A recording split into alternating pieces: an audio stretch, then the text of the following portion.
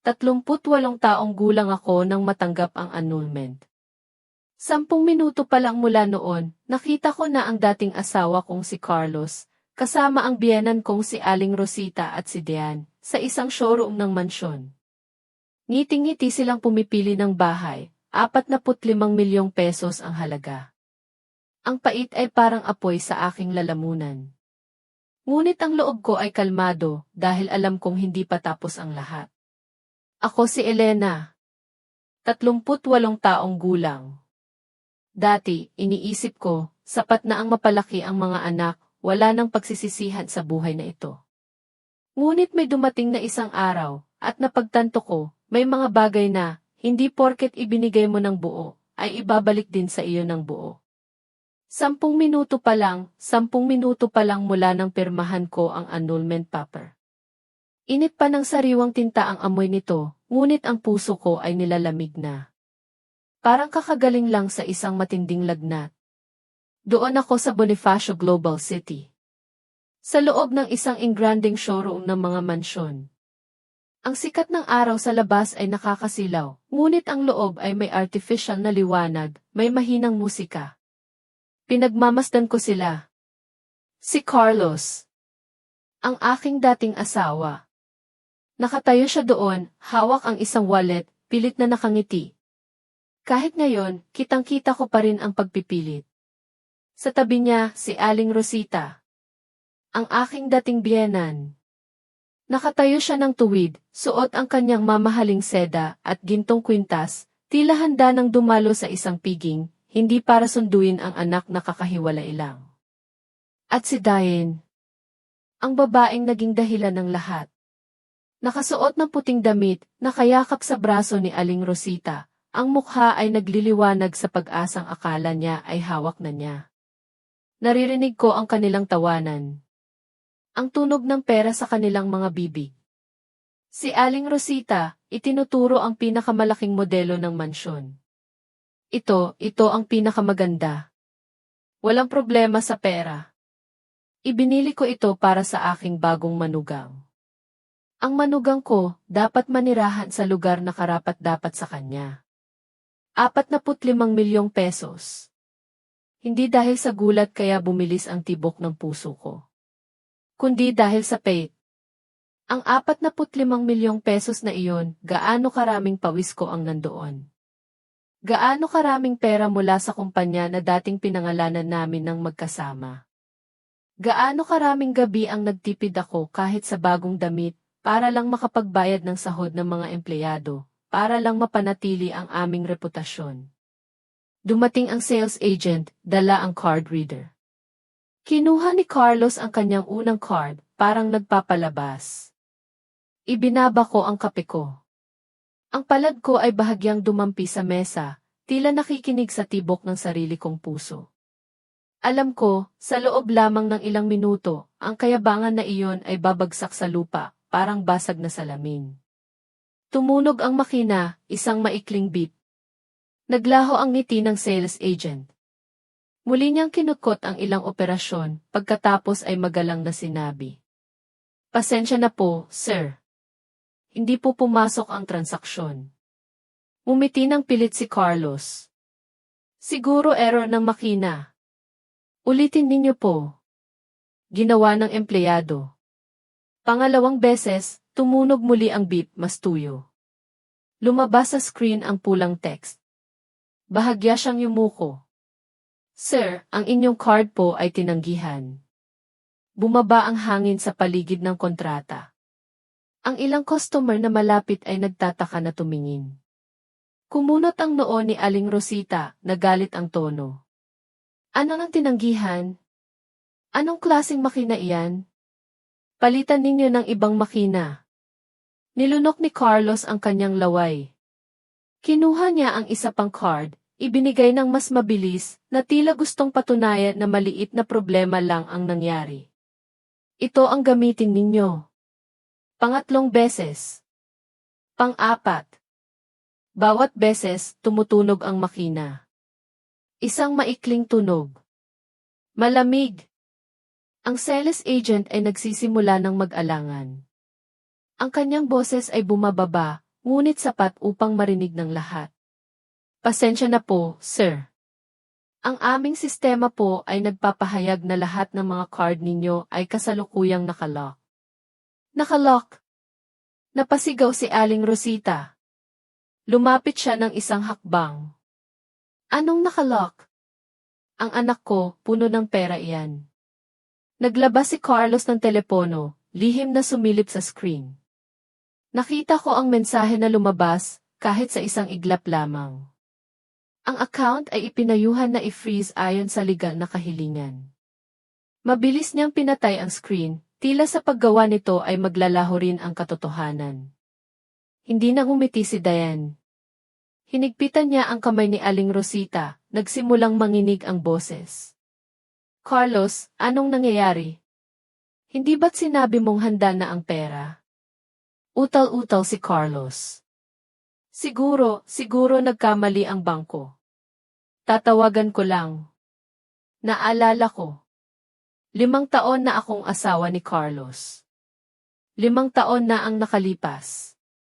Hindi lang puro luha ang 5 taong iyon. May mga gabi rin na kaming dalawa ay magkasama sa hapagkainan, nag-uusap tungkol sa trabaho, nangangarap ng kinabukasan. Ngunit ako mismo ang nagpalaki kay Carlos sa sobrang pagpapaubaya. Nakapagtiis ako hanggang sa nakalimutan ko na ang sarili kong hangganan. Ang kwento namin, nagsimula sa isang maliit na inupahang silid sa Metro Manila. Doon, pinangarap namin ang aming kumpanya. Ako ang nagpatakbo ng papeles. Ako ang unang pumirma ng kontrata. Ako ang nangako bilang garantiya sa bangko para sa pautang. Ako ang gumising sa buong gabi para ayusin ang mga plano. Upang ngayon, si Carlos ay nakatayo sa gitna ng syudad, mas makapal ang wallet, mas tuwid ang likod. Isinasantabi ko ang sariling kagustuhan. Nagtitipid ako kahit sa bagong damit para lang makapagbayad ng sahod ng mga empleyado, para lang mapanatili ang aming reputasyon. Akala ko, sapat na ang pagsisikap, magiging tahimik ang pamilya. Ngunit unti-unting nagbago si Carlos. Nagsimula sa mga kakaibang mensahe sa telepono. Mga late na pag-uwi. Ang pagkaubos ng pera sa account ng kumpanya nang walang malinaw na dahilan. Kapag tinatanong ko siya, tahimik lang siya. Parang wala akong karapatang magtanong. Parang baliw ako. Aling Rosita. Hindi niya ako kailanman tinanggap. Para sa kanya, ako ay isang babaeng kinakatira lang sa bahay at walang silbi, ang mukha ay parang basahan. Ang mas masakit, paulit-ulit niyang sinasabi na hindi ako magkaanak. Hindi niya alam. O sadyang ayaw niyang malaman. 3 taon na ang nakakaraan. Pinilit ako ni Carlos na ipalaglag ang sanggol.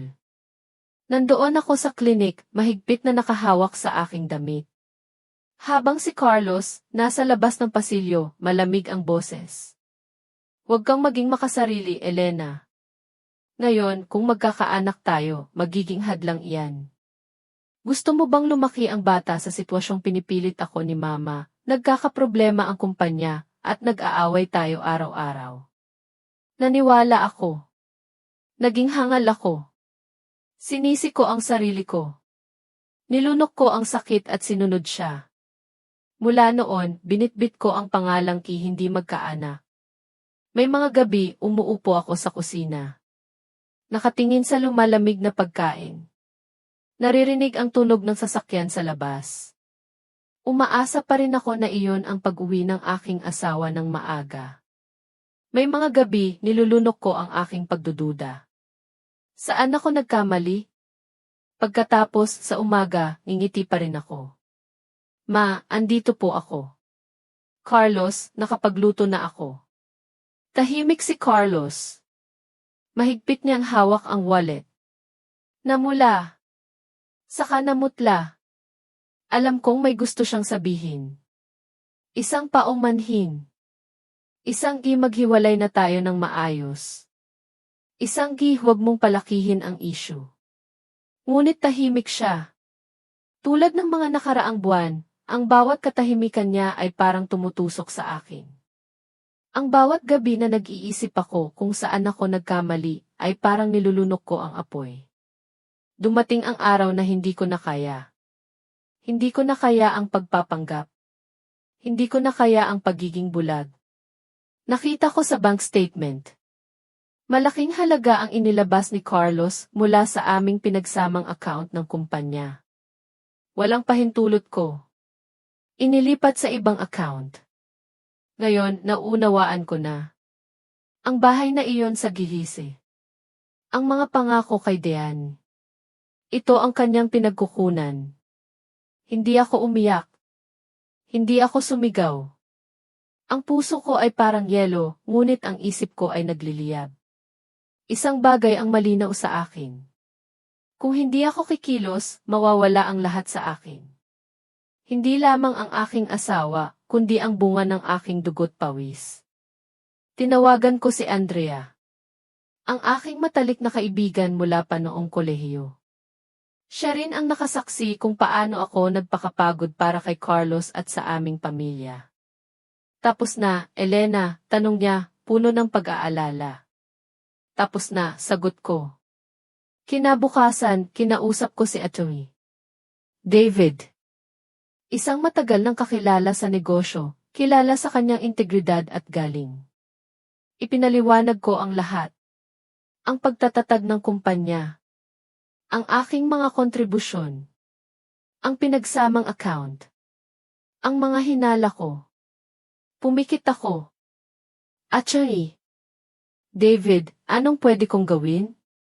Elena, ayon sa batas, dahil pinagsamang account ito, may karapatan ka sa lahat ng nangyari. Ang biglaang paglipat ng malaking halaga ng walang pahintulot mo ay isang malinaw na paglabag. Ipinaliwanag niya ang proseso. Ang paghaharap ng legal na kahilingan upang i-freeze ang mga account ni Carlos. Ang pagkuha ng ebidensya. Ang paghahanda ng lahat para sa annulment. Ang proseso ay mahaba. Ngunit alam kong ito ang tama. Pinirmahan ko ang mga papeles na kailangan. Ang kamay ko ay bahagyang nanginginig. Napakagaan ng ballpen, ngunit napakabigat ng desisyon. Sa sandaling iyon, nakita ko ang sarili ko. Hindi na ang Elena na mapagtiis. Kundi ang Elena na handang ipagtanggol ang kanyang sarili. Nagsimula ang lahat. Tahimik. Walang ingay. Walang pasabog. Tulad ng isang malalim na ilog na unti-unting nagbabago ng daloy. Habang naghihintay, naramdaman ko ang katahimikan. Hindi ito katahimikan ng kawalan ng pag-asa. Kundi katahimikan ng matinding pagtutok. Katahimikan ng paghahanda. Nakalock na ang lahat. Gaya ng pinagplanuhan. Naging kalmado ako. Dahil alam kong hindi ako naghihiganti. Pinoprotektahan ko lang ang sarili ko. Kung kayo ay nakikinig pa rin sa kwentong ito, at nakikita ang inyong sarili sa bawat pagsubok at pagbangon ni Elena, sana ay mayroon kayong nakuha na aral. Ang bawat luha sa katahimikan ay may kakayahang maging binhi ng lakas. Kung haygip tigyadlun es isagis di, upang malaman kung mayroon pa ring mga kasama ako sa paglalakbay na ito. Ang inyong presensya ang pinakamalaking inspirasyon upang maipagpatuloy ko ang huling bahagi ng ating kwento, ang magandang kaganapan matapos ang unos. Salamat po. Bumalik ako sa showroom. Nakikita ko sila. Si Carlos. Si Aling Rosita. Si Diane. Ang pagmamayabang ay naglaho na sa kanilang mga mukha. Napalitan ng pagkalito. Ng galit. Mabagal ang aking paglakad. Bawat hakbang ay malinaw na tumutunog sa marmol na sahig. Hindi ako nagmamadali. Parang naglalakad lang ako sa sarili kong bahay. Inangat ni Carlos ang kanyang ulo. Nagtama ang aming mga mata. Nanlaki ang kanyang mga mata, tila nakakita ng multo. Elena, bakit ka nandito? Lumingon si Aling Rosita. Tinignan ako mula ulo hanggang paa. Puno ng pamilyar na paghamak. Ano nang ginagawa mo rito? Tapos na ang kasal ninyo, nakakapit ka pa rin? Tumayo ako sa harap ng kontrata. Mahinahon ang boses ko. Nandito lang po ako para tingnan kung paano bibili ng mansyon si Mama para sa kanyang bagong manugang. Kinagat ni Dean ang kanyang labi. Nakakubli siya sa likod ni Aling Rosita. Wala na ang kayabangan niya kanina. Tiningnan ko siya at bigla akong natawa. Ang babaeng ito, dahil sa isang lalaking may asawa, dahil sa ilang pangako, ay inakala niyang hawak na niya ang buong kinabukasan. Lumabas ang manager. Yumuko, magalang ngunit matatag ang boses. Sir, ma'am, kinumpirma po ng bangko na lahat ng card na nakapangalan kay Carlos ay kasalukuyang naka-freeze. Hindi po maaaring ipagpatuloy ang transaksyon. Naka-freeze? Bakit? Anong dahilan? Napasigaw si Aling Rosita. Sa anong karapatan? Mahinahon akong nagsalita. Hindi mataas, hindi rin mahina, ngunit sapat na malinaw. Dahil po naugnay ito sa pinagsamang account ng kumpanya, Mama. Sabay-sabay silang lumingon sa akin. Umurong si Carlos ng kalahating hakbang, nanginginig ang boses. Elena, anong ibig mong sabihin? Diretso akong tumingin sa kanyang mga mata. Sa unang pagkakataon matapos ang mahabang panahon. Alam mo, Carlos, higit kaninuman. Pinagsamang pangalan ang kumpanya, pinagsamang account, pinagsamang pera. Kusa kang nag-withdraw, kusa kang naglipat, kusa kang gumamit. Ngayon, ginagawa lang ng bangko ang kanilang tungkulin. Nanlaki ang mga mata ni Aling Rosita. Nagsisinungaling ka. Pera ng anak ko iyan, anong kinalaman mo? Ngumiti ako. Ang ngiting wala ng anumang bahid ng kahinaan ng dating manugang. Nakalimutan mo na po ba, Mama? Nang itatag ang kumpanya, sino ang naglakad ng mga papeles? Sino ang unang pumirma ng kontrata? Sino ang tumayo bilang garantiya ng mangutang sa bangko? Maaaring nakalimutan mo na, ngunit ang bangko, natatandaan ng mabuti. Umiyak si Diane. Tumulo ang luha niya. Carlos, sabihin mo naman. Hindi ko na kailangan ng bahay. Uwi na tayo. Tumingin si Carlos kay Diane, pagkatapos kay Aling Rosita, at pagkatapos sa akin. Namutla ang kanyang mukha. Elena, umuwi na tayo at pag-usapan ito. Huwag mong palakihin ang issue rito. Umiling ako. Hindi ko pinalalaki ang issue. Kinukuha ko lang ang akin. Sumugod si Aling Rosita. Itinuro ang aking mukha. Ang dating manugang, naglalakas loob na sumbatan ang biyenan. Pinakain kita noon, pinag-aral ba kita? Humugot ako ng malalim na hininga. Bumaba ang aking boses. Hindi mo po ako kailanman pinakain. Nagtatrabaho ako mula nang makatapos ako. Nagbibigay ako ng pera sa pamilyang ito. Hindi para ngayon ay insultuhin mo ako sa harap ng ibang tao. Naging tahimik ang paligid. Bumuong hininga ang manager. Magalang na sinabi, kung hindi ninyo po mababayaran, pasensya na po, kailangan naming itigil ang transaksyon. Para akong gumuho si Aling Rosita sa isang iglap. Ngunit pilit pa rin siyang kumilos. Huwag na. Anong klaseng bahay ito, napakagulo. Hinila niya si Dean, pagkatapos ay lumingon kay Carlos. Uwi na. Hindi ako naniniwala na wala kang pera. Tumingin sa akin si Carlos, nagmamakaawa ang mga mata. Tinalikuran ko siya. Matagal na akong tumingin sa kanya. Sapat na. Habang papalayo sila, tumigil si Dean. Tiningnan niya ako, nanginginig ang boses. Elena, pasensya na, hindi ko alam. Mahina akong sumagot, alam mo man o hindi, hindi na mahalaga ngayon. Umalis sila sa gulo. Naiwan akong nakatayo, pakiramdam ko ay tila may nabunot na mabigat na bato sa aking dibdib sa loob ng maraming taon. Umugong ang telepono ko. Mensahe mula kay Andrea. Tapos na. Sinabi ni Achoy. David na lahat ay nakalock ayon sa proseso. Sumagot ako. Salamat. Bumalik ako sa mesa, inubos ang malamig ng kape. Ang pait ay hindi na matindi. Unti-unting kumukupas, tulad ng mga alaala na natutunan kong pakawalan. Sa labas, ang sikat ng hapon ay pumasok sa bintana, tila kakaiba ang liwanag. Alam kong ito pa lamang ang simula. Lumabas ako ng showroom. Naramdaman ko ang hangin ng Metro Manila na dumaan, dala ang amoy ng usok at alikabok. Tiningnan ko ang papel ng annulment sa aking kamay. Medyo nakayupi ito dahil sa sobrang higpit ng aking pagkakahawak. Ang mga bakas ng kuko ay nakalapat doon. Nanatili ako ng ilang segundo pagkatapos ay kinuha ko ang aking telepono. Tinawagan ko si Andrea. Mabilis siyang sumagot, puno ng pag-aalala.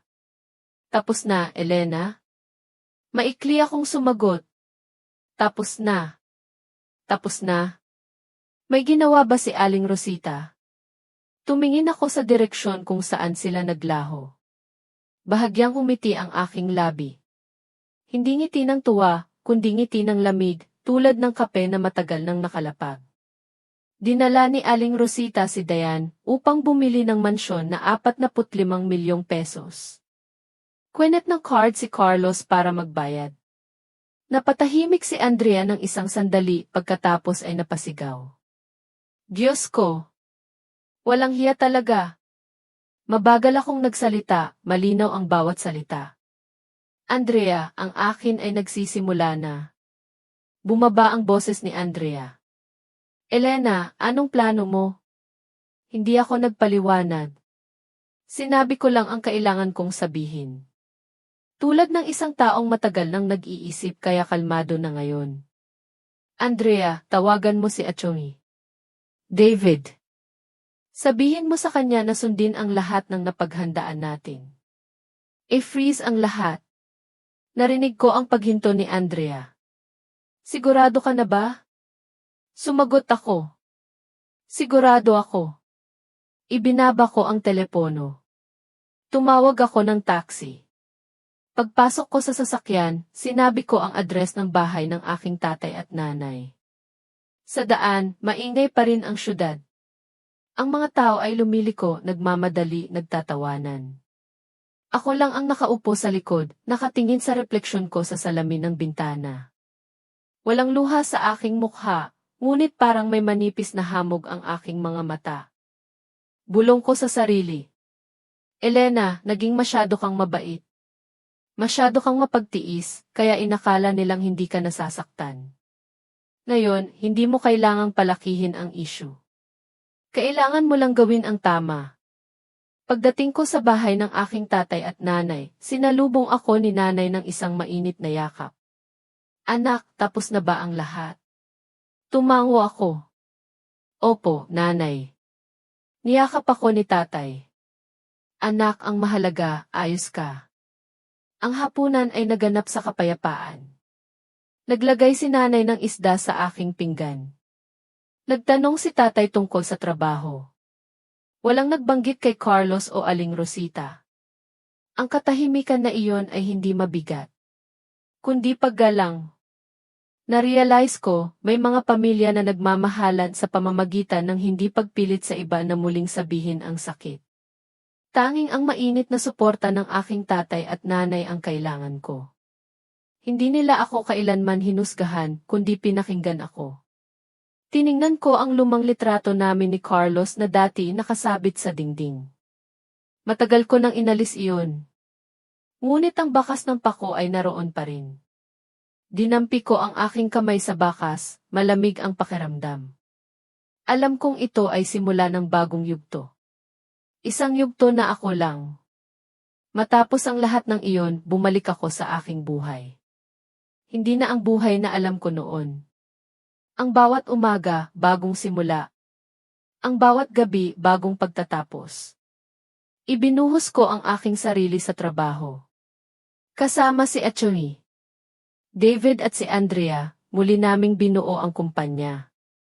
Bawat detalye. Bawat numero. Bawat plano. Minsan, pagod na ako. Ngunit hindi na ang pagod na pumupunit sa kaluluwa, kundi pagod mula sa pagtatrabaho. Pagod na may layunin. Alam kong mahalaga ito. Mahalaga para sa aking kinabukasan. At mahalaga para patunayan sa aking sarili. Hindi ako nag-iisa. Hindi ako talunan. Isang hapon, habang nag-aayos ako ng mga papeles sa aking opisina, tumunog ang telepono ko. Numero ni Carlos. Nag-atubili ako. Ilang segundo. Bago ko sinagot. Elena. Basag ang boses niya. Hindi ang dating kumpiyansa. Nasa bahay ka na ba? Sagot ko. Kalmado. Maaari ba tayong magkita? Kami ni Mama, gulong-gulo na. Mabilis niyang sinabi. Tila takot na ibaba ko ang tawag. Naimagine ko. Si Aling Rosita, nagagalit. Si Diane, umiiyak. At si Carlos, nagtatakbo, tumatawag sa kung sino-sino para humingi ng tulong. Hindi ako natuwa sa imaheng iyon. Napagod lang ako. Kung may sasabihin ka, sa telepono na lang. Sabi ko, nag-atubili si Carlos. Elena, alam kong nagkamali ako. Pero dati naman tayong mag-asawa. Ang ginagawa mo, hindi kakayanin ni Mama. Mahina akong natawa. Walang nakakita. Carlos, nang minumura ako ni Mama sa harap ng munisipyo, naisip mo ba kung kakayanin ko? Sa kabilang linya, nanahimik si Carlos. Nagpatuloy ako. Mabagal. Nang inilabas mo ang pera ng kumpanya. Nang itinago mo sa akin ang pagbili ng bahay para kay Diane. Naisip mo ba na pinagsamang pera iyon ng mag-asawa? Ako, nag-advance lang ako. Balak kong ibalik mamaya. Mahina niyang sabi. Nag-advance nang hindi nagtatanong sa kasamang may-ari. Tanong ko. Ilang taon kang nagnegosyo, hindi mo ba alam na paglabag iyon? Bumuntong hininga si Carlos. Nanginginig ang boses. Elena, pakiusap. Palampasin mo na ako ngayon. Pipirmahan ko ang anumang kasunduan para ibalik ang pera. Tumingin ako sa dingding sa harap ko. Ang dating kinalalagyan ng aming litrato sa kasal. Matagal ko nang inalis, ngunit naroon pa rin ang bakas ng pako. Dinampi ko ang aking kamay sa bakas. Malamig ang pakiramdam. Carlos, sabi ko, kung hindi ko ito ginawa ngayon, ako ang mawawala ng lahat. Hindi ako naghihiganti. Pinoprotektahan ko lang ang sarili ko. Napatahimik si Carlos. Kaya itutulak mo ako sa bingit ng kawalan? Sumagot ako, matagal mo nang itinulak ang sarili mo dyan. Ibinaba ko ang telepono. Medyo nanginginig ang kamay ko. Ngunit magaan ang aking puso. May mga pag-uusap na nagpapatagal lang ng kahinaan. Ayoko nang ulitin ang paikot-ikot na iyon. Hindi nagtagal, nagpakita si Aling Rosita sa opisina. Hindi na ang dating kayabangan. Magulo ang buhok. Pula ang mga mata. Elena, tawag niya, basag ang boses. Papasukin mo naman ako. Pag-usapan natin. Tumayo ako sa pintuan. Mama, kung may sasabihin ka, dito na lang. Nanginginig ang boses niya. Alam kong naging masama ako kahapon. Pero hindi mo pwedeng gawin ito kay Carlos. Anak ko siya. Tiningnan ko siya. Sa unang pagkakataon, tinitigan ko ng mabuti ang mukha ng babaeng ito. Ang malalalim na kunot. Ang mga mata na puno ng galit at takot. Humugot ako ng malalim na hininga. Naunawaan ko po na mahal ninyo ang inyong anak. Ngunit anak din ako ng aking tatay at nanay. Hindi ko kayang dahil sa pagmamahal sa inyo ay pababayaan ko ang sarili ko. Umiyak si Aling Rosita. Kung may mangyari kay Carlos, paano ako mabubuhay? Natahimik ako. Mama, dati tinanong mo ako kung kakayanin ko. Ngayon, tanong ko sa iyo, kung hindi ako tumindig, sino ang kakaya para sa akin? Tiningnan ako ni Aling Rosita. Tila ngayon lang niya ako nakita. Hindi na ang dating manugang na laging yumuyuko. Tumalikod siya. Nanginginig ang kanyang mga balikat. Mama, umuwi ka na. Isinara ko ang pinto. Sumandal sa likod nito. Bumuntong hininga. Hindi ako nakaramdam ng pagwawagi. Nakaramdam lang ako ng pagbabago ng ikot ng buhay. Lumipas ang mga araw. Hindi naging madali. Ngunit hindi na rin ito ganoon kabigat. Unti-unti akong natuto. Ang pagpapatawad ay hindi ang paglimot sa sakit, kundi ang pagpili na huwag nang magpatali dito. Isang umaga, nakatanggap ako ng mensahe mula kay Diane. Ate Elena, gusto po kitang kausapin. Humihingi po ako ng tawad sa paggulo sa buhay ninyo. Tiningnan ko ang screen ng matagal. May bahagi sa akin na gustong huwag na lang pansinin. Ngunit sumagot ako. Bukas. Kantina ng opisina ko. 10:00 ng umaga. Kinaumagahan, maaga siyang dumating. Hindi na siya makapal mag-makeup. Suot niya ang isang simpleng damit. Husto ang mukha niya. Nang makita niya ako, tumayo si Diane. Yumuko. Magandang umaga po, Ate Elena. Umupo ako. Bahagyang tumango. Umupo ka. Mahigpit niyang hinawakan ang kanyang mga kamay. Ate, hindi ko po alam na magiging ganito ang lahat. Akala ko po, single si Carlos. Nang malaman ko po ang tungkol sa inyo, huli na po. Tiningnan ko si Diane. Mahinahon ang boses ko. Huli na, ngunit hindi ka inosente. Umiyak si Diane. Tumulo ang luha. Alam ko po. Ngayon, wala na pong pera si Carlos. Ang mama niya, sinisisi ang lahat sa akin. Natatakot po ako. Nakinig ako ng tahimik. Hindi dahil sa awa, kundi dahil gusto kong maunawaan. Pagkatapos ng ilang sandali, nagsalita ako. Bata ka pa. Kung may kaunting dangal ka pa, iwanan mo na ang buhay niya. Huwag mong gawing dahilan ang sarili mo sa trahedya ng iba. Tumango si Diane. Nanginginig ang boses. Aalis po ako. Gusto ko lang po sabihin sa inyo, pasensya na po. Tumayo ako. Tinatanggap ko. Ngunit tandaan mo, ang paghingi ng tawad ay hindi nagbubura ng mga kahihinatnan. Nang umalis ako sa kantina, gumaan ang aking puso. Hindi dahil sa pinatawad ko na ang lahat, kundi dahil hindi ko na hinayaan ang mga nakakalason na relasyon na hawakan ako. Kinabukasan, tumawag si Andrea. Elena, hinahanap ka ni Aling Rosita kung saan-saan. Napakagaan ng tawa ko. Hayaan mo siya. Nabalitaan ko, ibebenta daw niya ang bahay para tulungan si Carlos. Natahimik ako. Sumulpot sa aking isipan ang imahe ni Aling Rosita na may matigas na mukha. Hindi ako masaya. Hindi rin ako malungkot. Iyon ang kanyang pinili. Pagkatapos noon, tumawag si Atty. David. Elena, nagpasya si Carlos na likidahin ang isa pa niyang ari-arian upang mabayaran ang utang. Kailangan ng pirma mo para matapos ang lahat. Walang pag-aalinlangan kong pinirmahan.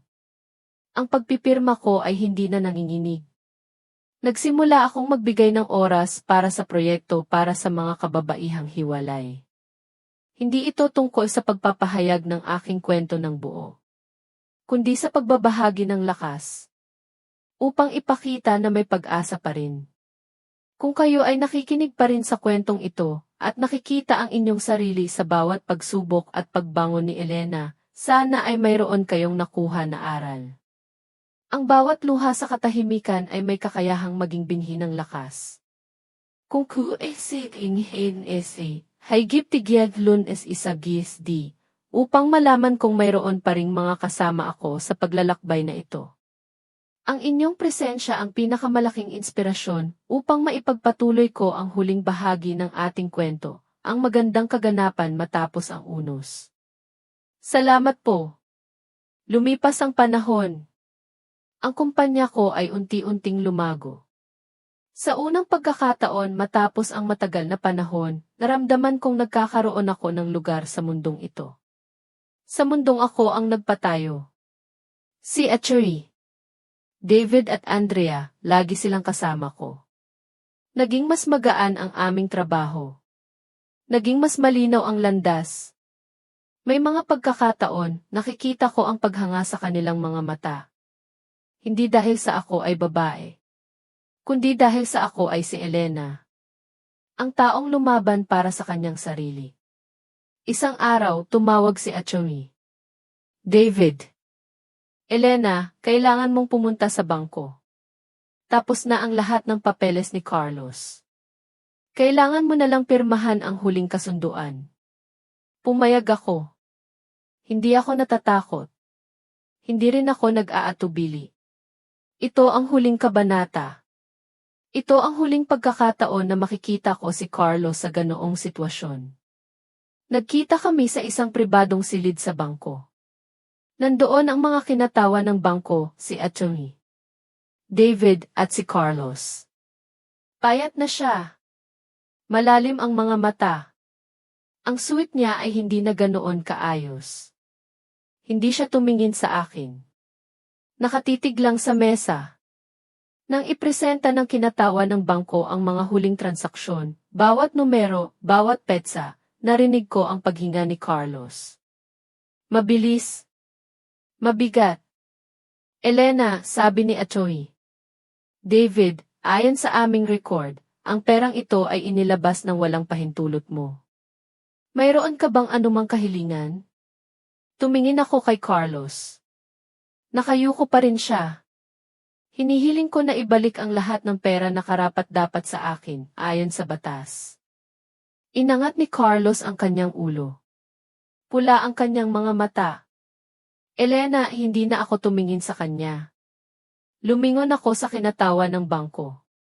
Hindi ko na gustong patagalin pa ito. Sundin natin ang proseso.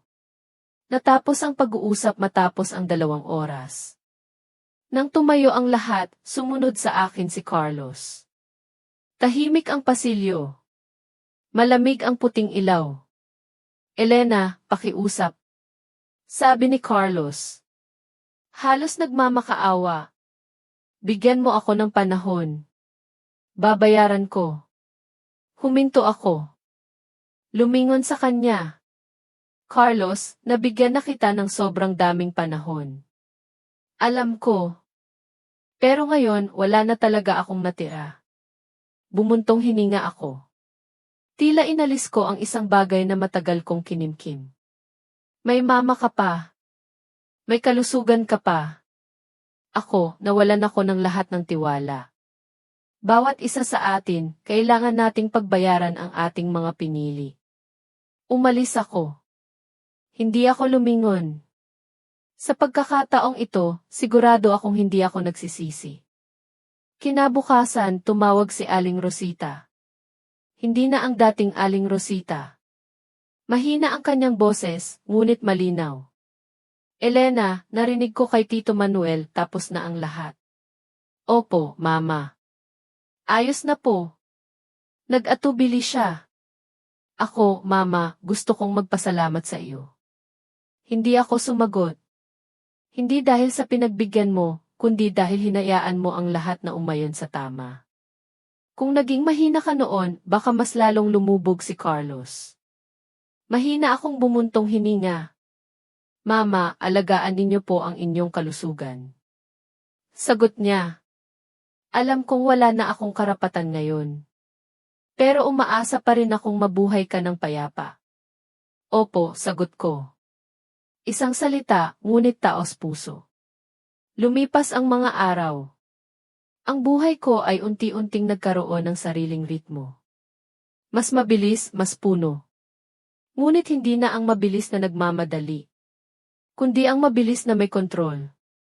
Ginugol ko ang aking mga gabi sa pagsusulat ng aking diary. Ang mga lumang pahina ay puno ng luha. Ang mga bagong pahina ay mas tahimik. Isinulat ko para sa aking sarili. May mga kasal na natatapos hindi dahil sa kawalan ng pagmamahal, kundi dahil sa kawalan ng paggalang. Kapag nawala ang paggalang, ang pag-alis ang tanging paraan upang mapanatili ang huling dignidad. Sumasalamin ako sa mga aral. Para sa mga magulang.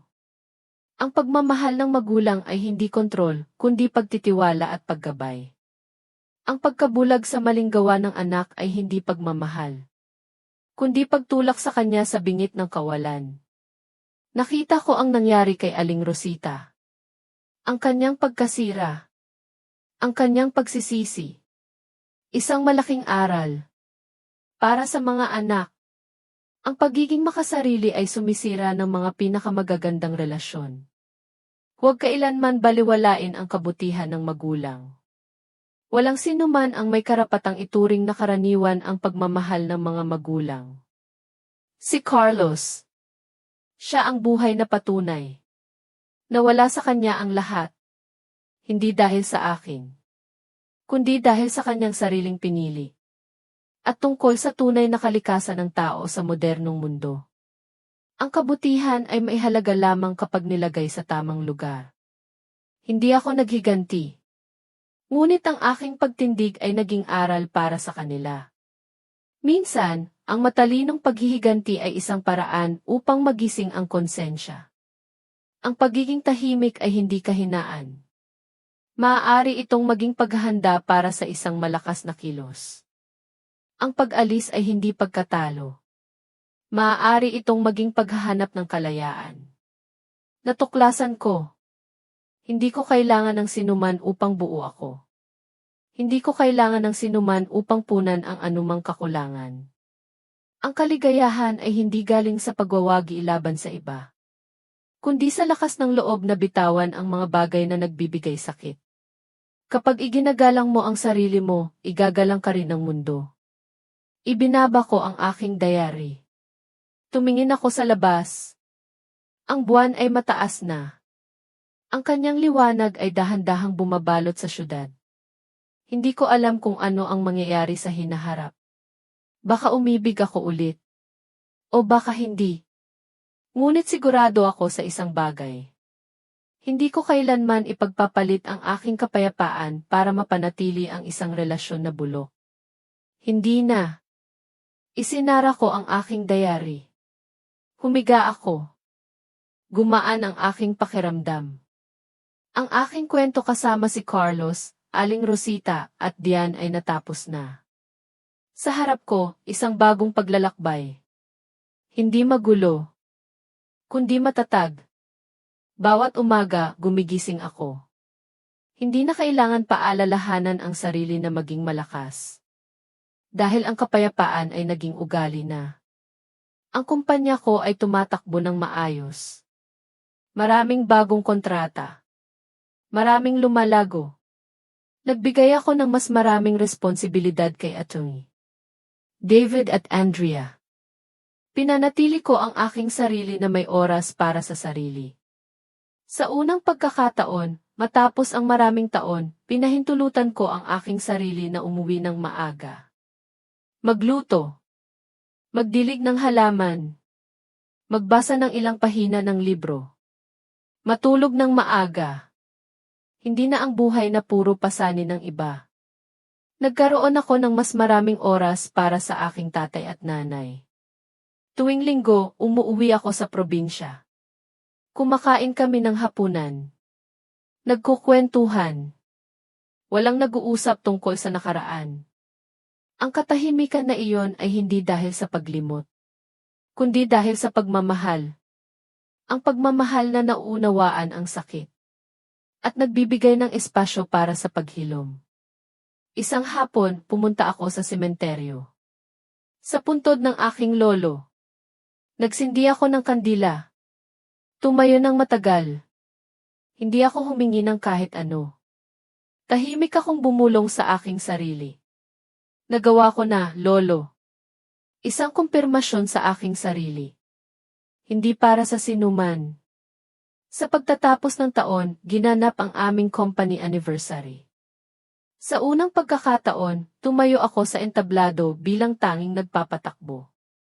Nakatingin ako sa ibaba. Nakita ko si Achoy, David at ang buong team na pumapalakpak. Bigla akong naiyak. Hindi ako nagsalita ng mahaba. Nagpasalamat lang ako sa lahat ng nanatili ng pinakamahirap ang kumpanya. Umalinggaw ang palakpakan. Isang gabi, umuwi ako ng late. Umupo ako sa tabi ng bintana. Binuksan ko ang aking diary. Ang mga unang pahina ay puno ng luha. Ang mga huling pahina ay mas tahimik. Isinulat ko ang huling linya. May panahon, inakala kong ang pagkawala ng kasal ay ang pagkawala ng lahat. Ngunit nang maglaon, naintindihan ko. Ang nakuha ko ay ang aking sarili. Ibinaba ko ang panulat. Isinara ang diary. Sa labas, mahinang umihip ang hangin. Hindi na ako takot sa kalungkutan. Hindi na rin ako nagmamadali na maghanap ng bagong kapiling. Alam ko, kung may taong papasok sa buhay ko pagkatapos nito, makikilala nila ang ibang Elena. Isang Elena na hindi kailangan ng iligtas. Hindi kailangan ng awa. Kailangan lang ng paggalang. Kung wala, mabubuhay pa rin ako ng maayos. May trabaho akong mahal. May pamilya akong laging nasa likod ko. May mga tahimik na umaga at payapang gabi. Sapat na iyan para sa isang buhay. Pinatay ko ang ilaw. Humiga ako. Sa dilim, umiti ako. Hindi ngiti ng taong nakatakas. Kundi ngiti ng taong nagdaan na, alam kung sino siya at hindi na nawawala. At dito na po nagtatapos ang aking kwento. Hindi sa isang maingay na pagwawagi. Lalong hindi sa isang paghihiganti na puno ng galit. Kundi sa isang bagay na mas simple. Isang babae na sa huli, natuto ring tumindig sa sarili niyang mga paa. Kung nakikinig ka sa kwentong ito at nakikita mo ang iyong sarili sa isang. Ang kwento ni Elena ay nagtatapos dito. Ngayon, ano ang masasabi ninyo sa mga desisyon ni Elena? Mayroon ba kayong gagawin na iba kung kayo ang nasa kalagayan niya? Ibahagi ninyo po ang inyong saloobin sa comment section, binabasa ko po ang bawat isa. Kung ang kwentong ito ay nagpakaisip o nagpadama sa inyo ng kung anuman, huwag kalimutang mag-iwan ng like, ibahagi sa taong pinaniniwalaan ninyong madarama rin ang kwento, at mag-subscribe sa channel na Luha sa Katahimikan, para hindi mapalampas ang mga susunod na kwento. Magkita-kita tayo sa susunod na kwento, at sino ang nakakaalam, sa susunod na pagkakataon baka ikaw na mismo ang magiging bida sa ating susunod na kwento.